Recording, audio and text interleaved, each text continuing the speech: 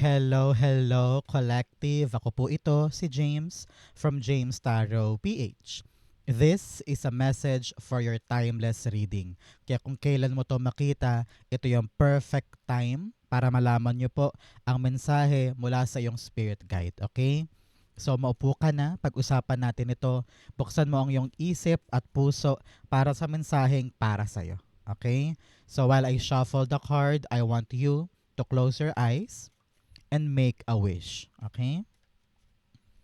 Pumikit ka so that we will know and see and feel the frequency of your energy this time para talagang matumbok mo ang mensahe para sa'yo.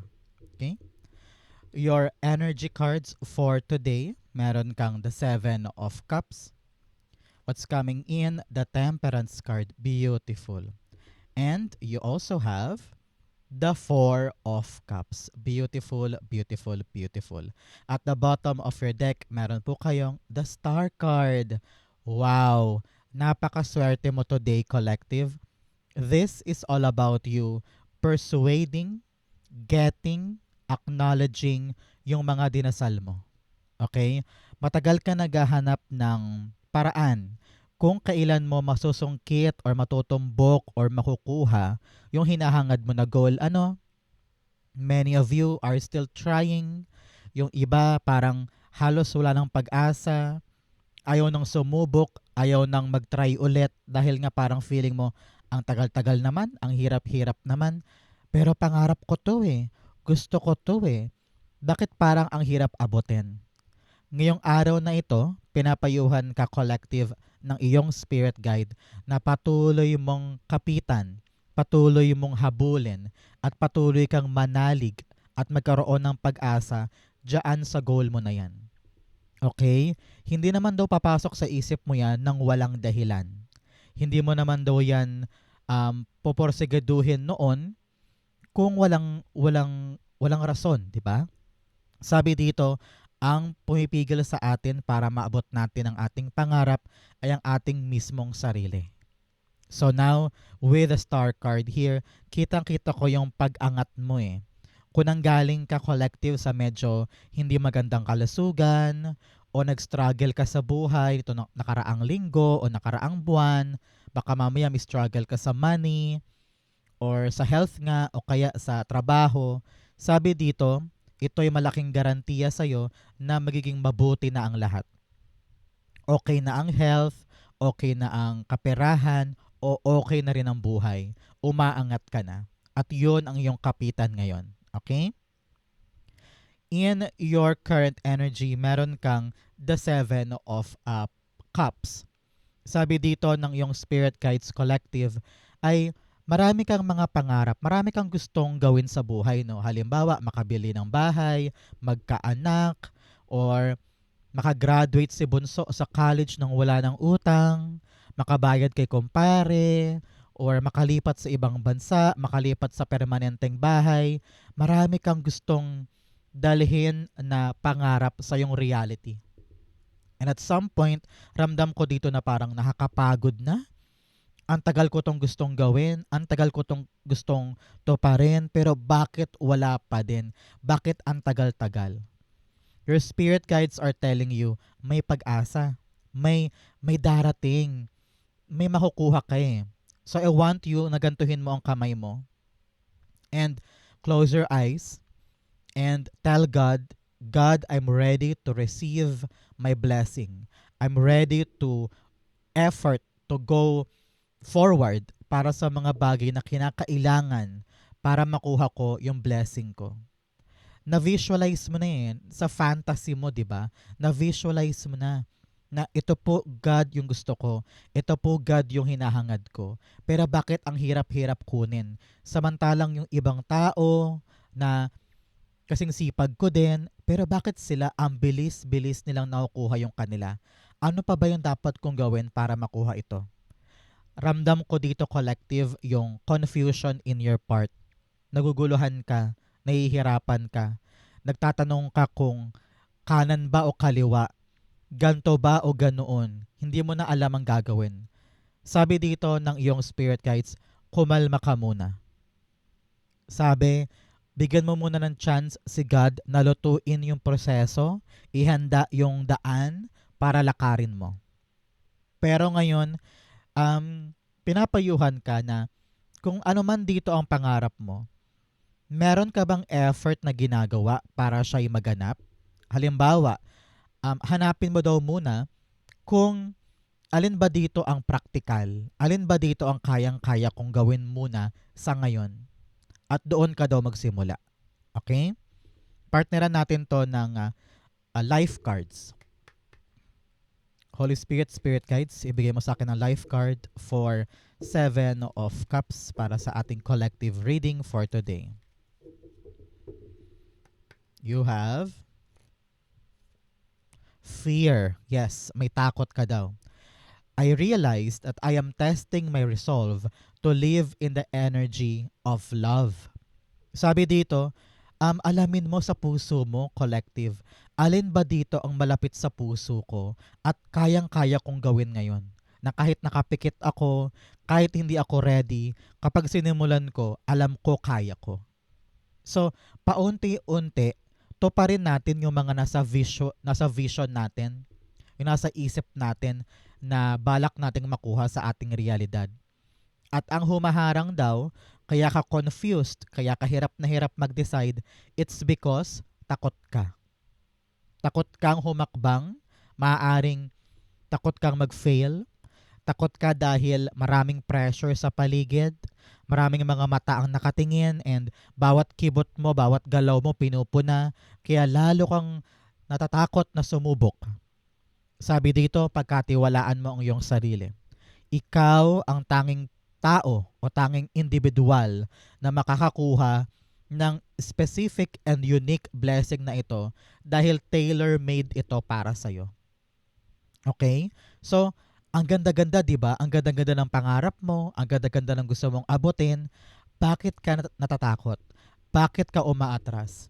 Bakit mo sinasayang yung napakagandang potensyal ng pangarap mo?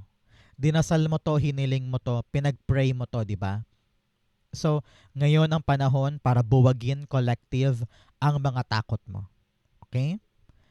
In your what's coming in, meron kang temperance card.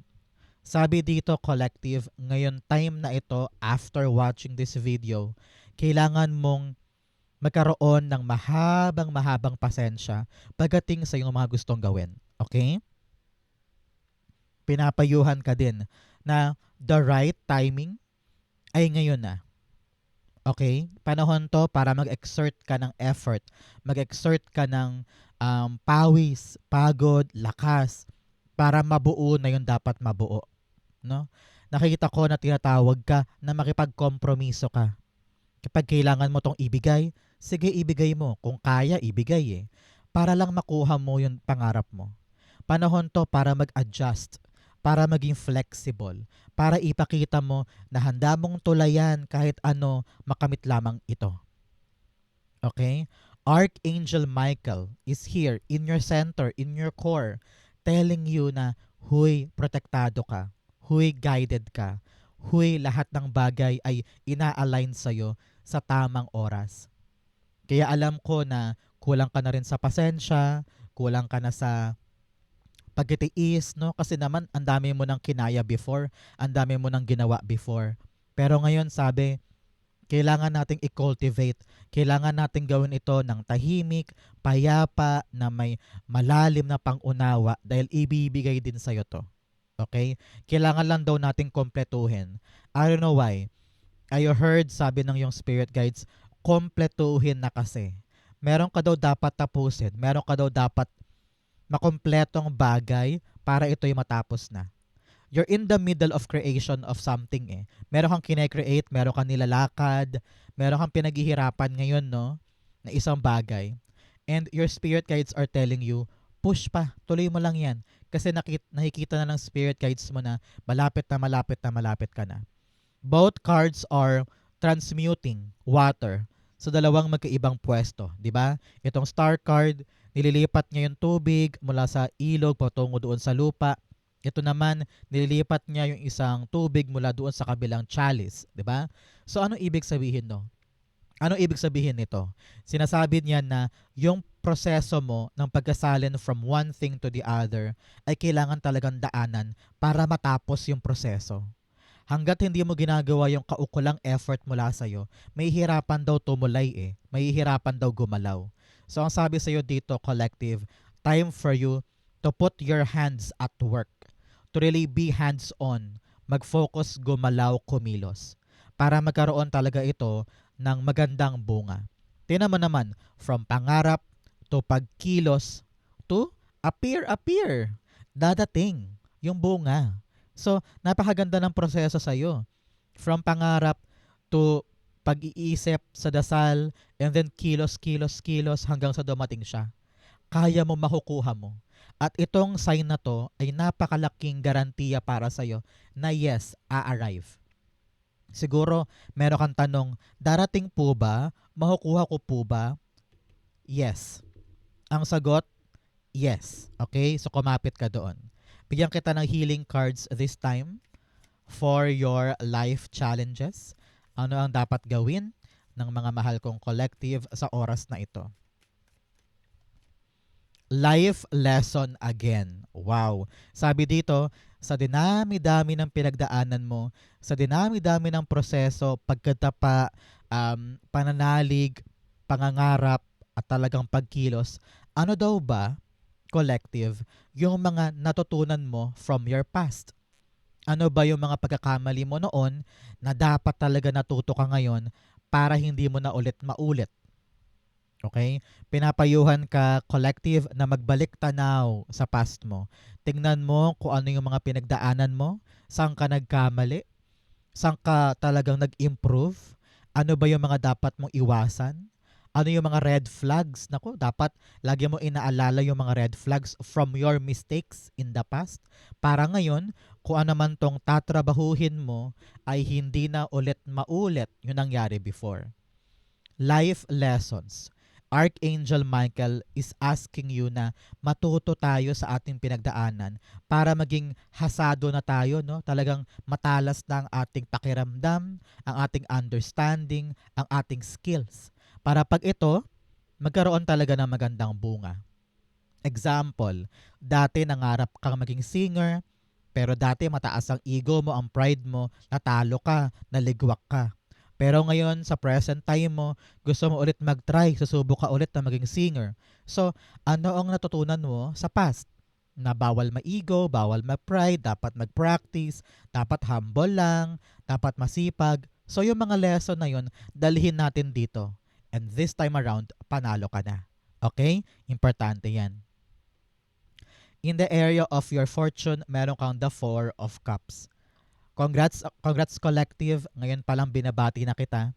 Talaga namang darating na yung bagong bagay na magpapawi sa lahat ng dismaya mo. Okay?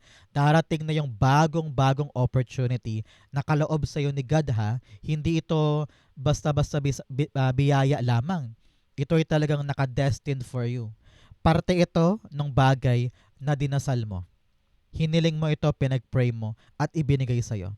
So, ending na ng dismaya, ending na ng heartbreak at talaga namang frustration dahil bibigyan ka ng bagong bagay. Alam mo, sabi dito, maaari itong darating ay hindi ka muka ng mga pinanghinayangan mo. Pero ito ang susi para magbago na yung kwento ng buhay. Alam ko, sobrang lungkot mo na, problemado, dismayado, naiinis, kasi nga lahat na lang ng pag-try ginawa mo na pero walay pa rin, 'di ba? Nga pa rin. Pero heto, napakaganda, napaka-blessed mo this time. While watching this video, talaga namang papasok na yung bagong opportunity na hindi mo akalaing darating this time. So, itong opportunity na ito ang magpapawala ng iyong mga confusion na parang alin ba dyan ang gagawin ko? Alin ba dito ang bala kong unahin? Biglang boom, may dumating na offer na parang, huy, hello, pwede ka ba sa amin magganito? Sabi mo, ay, parang isa yan sa mga pangarap ko ah. Yun yung unang nag-arrive. So ito ang una mong yayakapin. Okay? Example, marami kang pangarap, magbukas ng restaurant, makapagbili ng kotse, magkaroon ng trabaho sa Manila, makapagbukas ng online shop, halimbawa. and dumating na trabaho galing Maynila. So hala, so ito pala ang una kong kukunin kasi ito yung una nag-arrive. Ito yung dumating sa aking reality. So anong dapat gawin ni collective? Pagpaguran, magsumikap para ito yung magkaroon ng long-term effect at patuloy na umangat ang buhay mo. Okay? Importante yan. Bigyan kita ngayon ng timeline card for your fortune area. Okay? You have amazing chemistry, terrible timing. O sabi dito, collective number 5. Special number po sa inyo ang number 5. This is really for you. And for others, lucky number mo this time ang number 5. Sabi dito, amazing chemistry, terrible timing. May mga pagkakataon sa buhay mo na pinipilit mo daw kasi. Terrible timing yon. Pag alam mong, teka, lahat na binigay ko, lahat na pinush ko, pero wala pa rin, ibig sabihin, hindi pa noon ang oras nun. Mag-undergo ka sa ibang bagay na alam mong swak sa oras mo ngayon. No? Sa dinami-dami ng pwede mong piliin, sa dinami-dami ng pwede mong aksyonan, ito ang lumabas. 'Di ba? So sinasabihan ka na, ay nako, kahit kaya mo yun, kahit magaling ka doon, kung hindi lumalabas, ibig sabihin hindi yun para sa'yo. Hindi maganda ang timing. Ito ang may magandang timing. Okay? Sabi niya, kung ano yung dumating, dapat mong isipin, sabi ni God, ito muna ang para sa akin kasi ito yung safe for me to handle this time. Isipin mo na lang na pinoprotektahan ka ni Archangel Michael, kaya yung ibang tinutumbok mo, medyo may divine timing pa yon. Meron pang right day para dumating yon. Pero yung darating ngayon, yon ang may timing sa'yo. At yun yung safe mong gawin para mag-succeed ka doon. So believe in God's perfect timing na ito'y hinihilera sa'yo sa pagkakataong kaya mo na. And magalak ka today dahil merong isa sa mga pinangarap mo ang darating na. So congrats po. Okay? Bigyan kita ngayon ng money cards para matapos ang ating reading with money flows. You have new beginning. Yes, talaga namang may darating na bago. You will start a new job. Wow. And life, clean sweep over. Hit the reset button. Talaga namang may darating na bagong trabaho, sideline, pera, o pagkakataon na dapat mong kunin. Kasi talaga yan yung magbibigay sa'yo ng sigla at pagbuti ng buhay. Okay? You also have opportunity. New job opportunities, change of workplace or business trip. Change is coming just in time. Talaga namang meron kang nililikhang bagong oportunidad para sa'yo na dapat mong yakapin. Congrats po. I-claim mo yan para sa'yo yan. You also have gift. You will discover new talents that will lead you to the new opportunities. Use opportunities that arise. Sabi dito, meron kang regalo sa'yo nakatangian na kayang-kaya mong gamitin bilang skills para matupad mo yung mga gagawin mo. So halimbawa, meron darating na bagong trabaho, wag mo isipin na hindi mo kaya. Wag mo isipin na talo ka o mahina ka. The fact na nakuha mo yung trabahong yan, ibig sabihin, meron kang skills na mga gamit dyan na kaloob ni God. Okay? Napakaswerte mo, answered prayer from pangarap to reality. Naku naman, dati nasa isip lang, ngayon tatrabahuhin mo na, pag-aasikasuhin mo at talagang makukuha mo sa iyong buhay. Okay? Talaga namang new life ito, new beginning, new opportunity, and a new gift para sa iyo. Sa palakpakan mo na collective, congrats, congrats. And now, bigyan kita ngayon ng manifestation ritual. Pumikit ka and pakiramdaman mo ang sound na ito and continue wishing for your dreams. Okay? Start na tayo.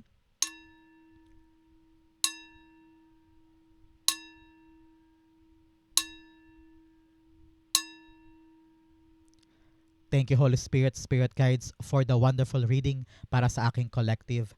Salamat po kung nakaresonate kayo dito. Comment down below and babasahin ko po yan. Thank you po for watching hanggang dulo. I love you. This has been James for James Taro PH. God bless everybody.